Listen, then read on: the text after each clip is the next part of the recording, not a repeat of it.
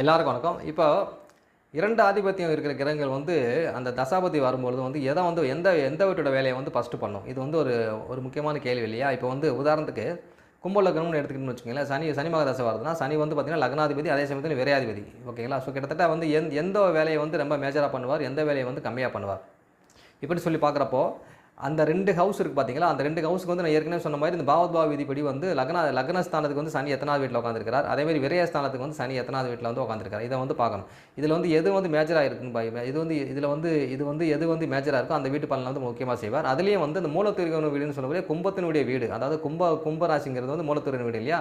So அந்த வீட்டு பலனை தான் வந்து ஃபஸ்ட்டு செய்வார். சனி மகதசை வந்து நம்ம 19 வருஷம் எடுத்துக்கிட்டோம்னா ஃபஸ்ட்டு வந்து கிட்டத்தட்ட ஒரு 9.5 வருஷம் வந்து சனி வந்து அந்த லக்னாதிபதி போலவும், அதுக்கப்புறம் வரக்கூடிய 9.5 வருஷம் வந்து கிட்டத்தட்ட வந்து அந்த விரையாதிபதி போலவும் செயல்படுவார். இருந்தால் லக்னாதிபதி தசைங்கிறதுனால விரயம் வந்து பார்த்திங்கன்னா கொஞ்சம் கம்மியாக தான் போகும்.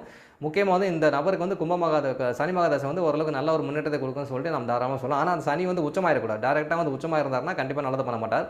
குருவோட பார்வையிலையோ இல்லைன்னா சுக்கிரனோட சேர்க்கையில் இருக்கும்போது சனி மகதசை வந்து நல்ல ஒரு பலனை வந்து நிச்சயமாக அவருக்கு கொடுக்கும்.